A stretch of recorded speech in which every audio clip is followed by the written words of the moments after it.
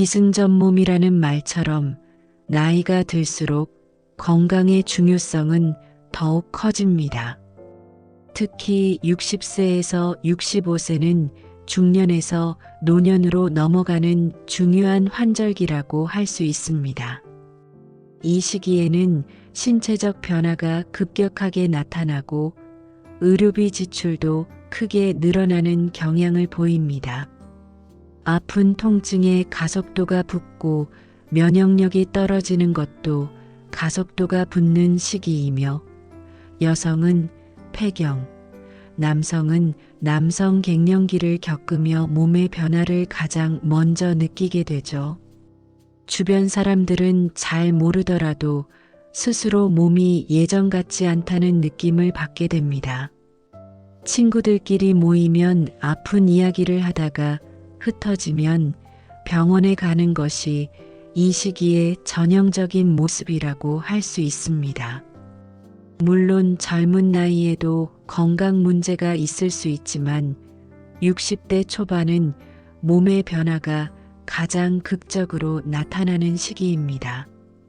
놀랍게도 우리나라 사람들의 의료 수가가 60세에서 65세 사이에 급격하게 높아지는데 이는 그전까지는 일하느라 혹은 자녀를 키우느라 자신의 몸 상태를 제대로 돌볼 겨를이 없었기 때문일 수 있습니다. 퇴직과 함께 사회적 역할이 달라지면서 가장 먼저 찾아오는 변화는 심리적 변화가 아닌 몸의 변화입니다. 남성들 역시 머리카락이 가늘어지고 목소리가 변하는 등 신체적인 변화를 경험하게 됩니다. 과거와 비교해 평균 수명이 늘어나면서 60세는 더 이상 노인으로만 볼 수 없는 젊은 나이가 되었지만 우리의 몸은 여전히 자연적인 노화 과정을 겪습니다. 흰머리가 나고 갱년기 증상이 나타나며 목소리가 가늘어지고 심지어 암 발병률이 급격히 높아지는 시기이기도 하죠. 이런 변화들은 아무리 오래 사는 세상이 되어도 피할 수 없는 부분입니다. 이 시기를 어떻게 보내느냐에 따라 남은 삶의 질이 크게 달라질 수 있습니다. 마치 환절기를 잘 보내야 다음 계절을 건강하게 날 수 있는 것처럼 60에서 65세라는 생애 전환기를 잘 준비해야 행복하고 건강한 노년기를 맞이할 수 있습니다. 과거의 60대와 지금의 60대는 분명 다르지만 그럼에도 불구하고 준비해야 할 것들은 유사하거나 새로운 지점들을 가지고 있습니다. 100세 시대에 접어들면서 우리는 끊임없이 몸을 바꿔가며 무병장수를 꿈꾸는 트랜스휴먼으로 살아가게 될 것입니다. 트랜스휴먼이라는 용어는 인공관절, 신장, 배, 간, 심장 등 신체 부위를 필요에 따라 교체하고 치환하며 건강하게 오래 살고자 하는 인류를 뜻합니다. 이는 미래의 이야기가 아닌 현재 진행형이며 실제로 전 세계적으로 트랜스휴먼 운동에 적극적으로 참여하는 사람들이 존재합니다. 구글의 첫 수석 엔지니어였던 레이먼드 커즈와일은 그 대표적인 예입니다. 그는 막대한 부를 바탕으로 하루에 100알이 넘는 영양제를 섭취하고 전담 영양사의 관리를 받으며 자신의 건강을 철저히 관리합니다. 그 결과 64세의 나이에도 40대의 신체 나이를 유지하는 놀라운 성과를 보여주었죠. 물론 일반인이 커즈와일처럼 엄청난 비용을 들여 건강관리를 하기는 어렵겠지만 그의 사례는 적극적인 자기 관리의 중요성을 여실히 보여줍니다. 60세에서 65세 사이에 반드시 해야 할 3가지 실천은 몸 관리, 꾸준한 학습, 그리고 관계 맺기입니다. 이 세 가지는 상호 보완적으로 작용하여 우리의 노년 삶의 질을 결정짓습니다. 첫째, 몸 관리는 행복한 노년의 가장 기본이자 핵심입니다. 단순히 아프지 않는 것을 넘어 활기찬 노년 생활을 위한 몸의 역동성을 유지하는 것이 중요합니다. 영양제 섭취, 정기적인 건강검진, 그리고 자신에게 맞는 꾸준한 운동이 필수적입니다. 레이먼드 커즈와일이 추천한 영양제 중 4가지는 일반인에게도 큰 도움이 될 수 있습니다. 첫째는 오메가3입니다. 혈관 건강에 탁월한 효과가 있어 30세 이후부터 꾸준히 섭취하는 것이 좋고 심혈관 질환 예방뿐 아니라 염증 감소, 뇌 기능 향상에도 도움을 줍니다. 둘째는 비타민 D입니다. 골다공증 예방에 필수적이지만 그 역할은 훨씬 광범위합니다. 우울증과도 밀접하게 연결되어 있으며 인지 기능 및 기억력 유지에도 중요한 영향을 미치죠. 햇볕을 통해 합성되지만 현대인의 생활 방식으로는 충분한 양을 얻기 어렵기 때문에 영양제로 보충하는 것이 효과적입니다. 셋째는 코엔자임 Q10입니다. 강력한 항산화제로 세포 에너지 생산에 중요한 역할을 하며 노화 방지 및 젊음 유지와 밀접하게 연관되어 있습니다. 특히 당뇨약을 복용하는 경우 코큐텐 결핍이 발생하기 쉬우므로 보충이 필요할 수 있죠. 넷째는 포스파티딜세린입니다.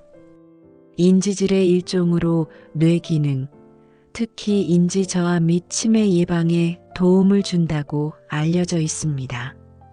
나이가 들면서 기억력 감퇴를 느끼는 분들에게 도움이 될 수 있으며 일부 사용자들은 집중력 향상이나 글쓰기 능력 개선에 도움이 된다고 느끼기도 합니다.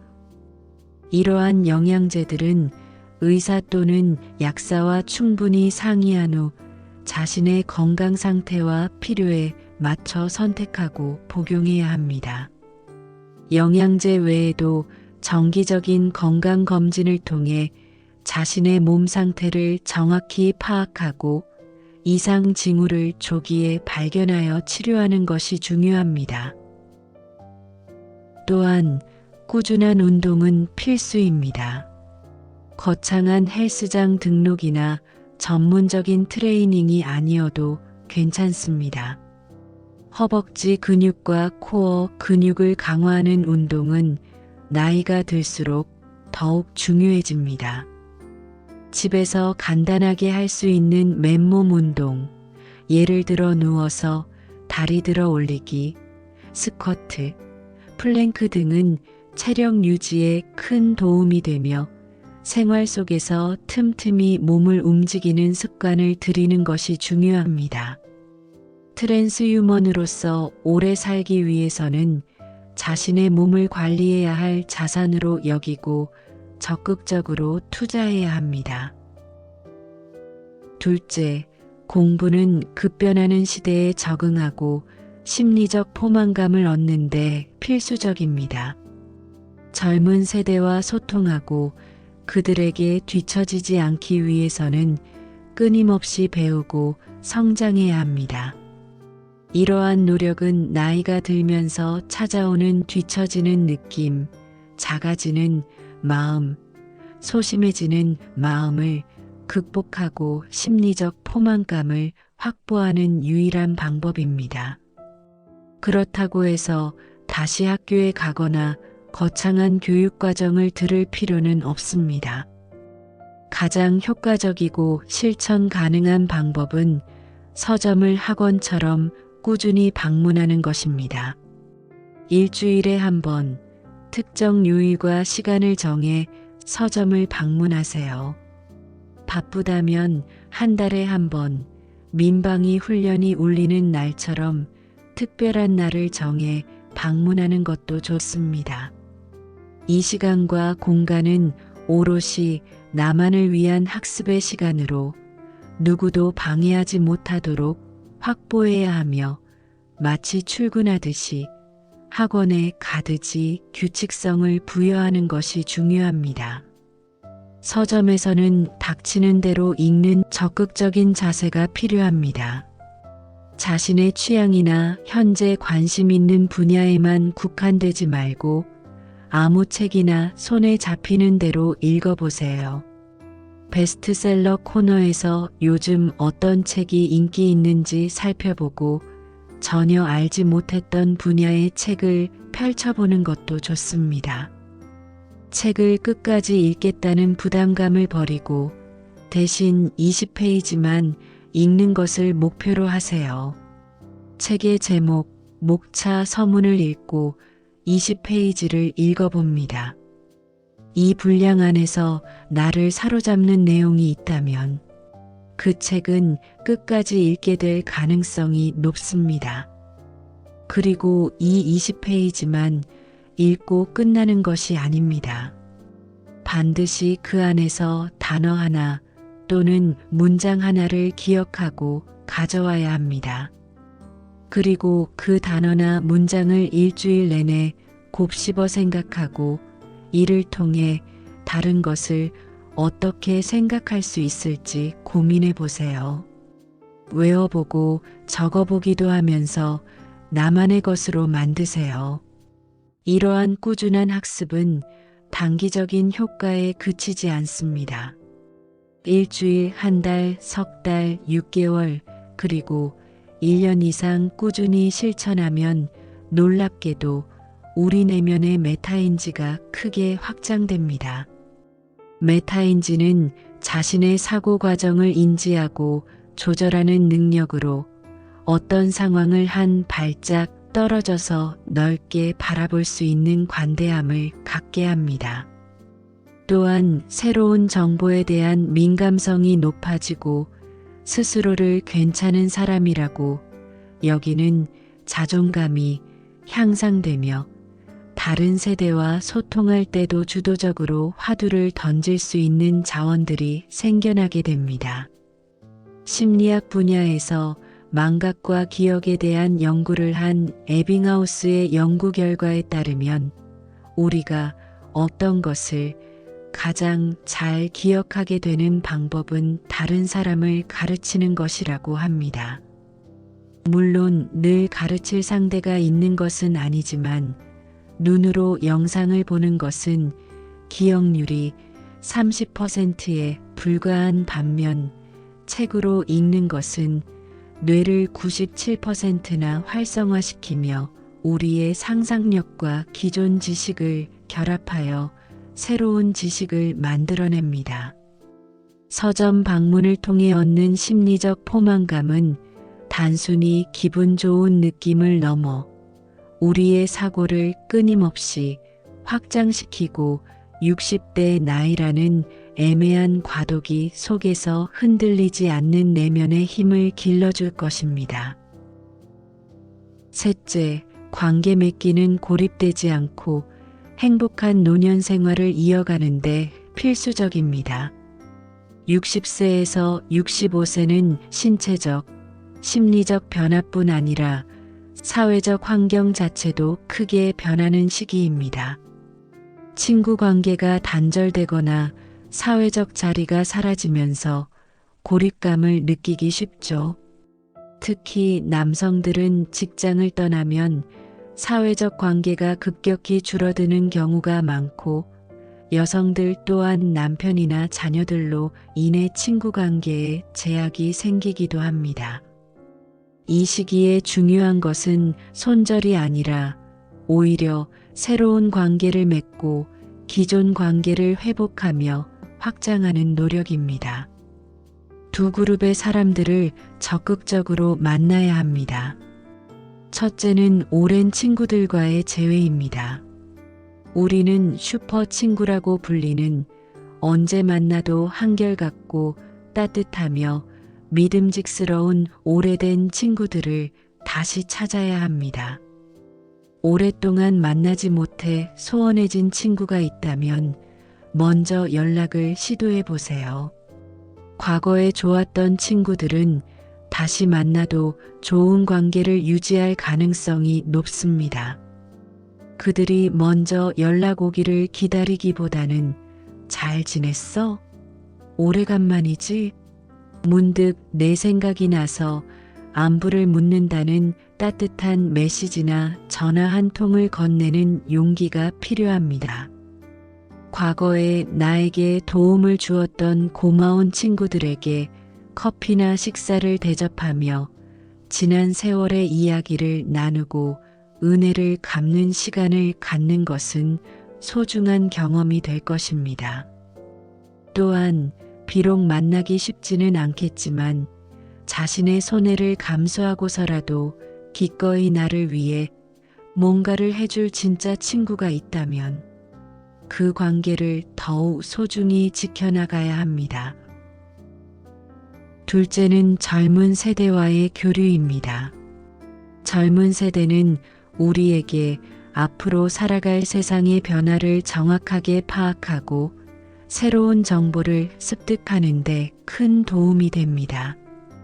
60대라면 40대 이하의 젊은 사람들을 만나고 70대라면 60대 아래, 80대라면 70대 아래의 젊은 사람들을 만나는 것이 좋습니다. 10대와는 대화가 어렵고 공감대 형성이 쉽지 않을 수 있으므로 자신보다 젊지만 어느 정도 소통이 가능한 나이대를 선택하는 것이 현명합니다. 젊은 사람들이 먼저 우리에게 다가와 반응해 주기를 기다리지 말고 대신 그들의 강연을 들으러 다니거나 그들이 많이 모여 있는 장소에 자신을 노출시키는 것이 중요합니다. 카페, 문화공간, 강연장 등 젊은이들이 모이는 곳에 가보세요. 그들이 어떤 옷을 입고 어떤 자세를 취하며 어떤 스마트폰을 사용하고 어떤 대화를 나누고 무엇에 관심이 있고 어떤 유머에 웃는지 등을 자연스럽게 관찰하고 이해하려 노력하세요. 억지로 대화를 시도하기보다는 그들의 문화를 있는 그대로 받아들이고 이해하려는 태도가 중요합니다. 60세에서 65세라는 나이는 늙어가는 과정이기도 하지만 동시에 마치 번데기가 껍질을 벗고 나비로 부화하듯이 새롭게 준비하고 도약하는 시기입니다. 앞으로 오래 살 트랜스휴먼으로서 건강관리, 꾸준한 학습, 그리고 관계 맺기라는 세 가지 핵심 요소를 통해 삶의 질을 높이고 멋진 노년기를 맞이하시길 바랍니다. 지금 젊은 분들도 이 세 가지를 미리 실천한다면 훨씬 더 건강하고 만족스러운 노년을 맞이할 수 있을 것입니다. 세상은 계속해서 빠르게 변화하고 있으며 이러한 변화 속에서 누가 좋은 적응을 하느냐에 따라 삶의 만족도가 달라질 것입니다. 60세든 그보다 젊든 나이가 많든 우리 모두는 이 변화의 도가니 속에 있습니다. 오늘 제가 말씀드린 세 가지를 기억하며 여러분의 삶의 일상을 더욱 풍요롭고 멋지게 적응시켜 나가시기를 바랍니다. 오늘 내용 어떠셨나요? 인생의 전환기에 계실지도 모르는 여러분께 오늘의 이야기가 조금이나마 도움이 되었으면 좋겠습니다. 우리가 생각하는 것보다 인생은 짧기도 하지만 또 길기도 합니다. 젊어서 고생하고 앞만 보며 여유 없이 살았다면 이제는 남은 시간 행복하게 살기에도 시간이 모자랄 수 있다는 생각이 드는 순간입니다. 그럼 다음에 더 좋은 영상으로 구독자 여러분들을 찾아뵙겠습니다. 가시기 전에 구독과 좋아요 한 번씩 꼭 눌러주시면 제게 큰 힘이 됩니다. 당신은 행복해집니다. 온 우주의 기운이 당신을 도와주고 있으니까요. 감사합니다. 행복하세요.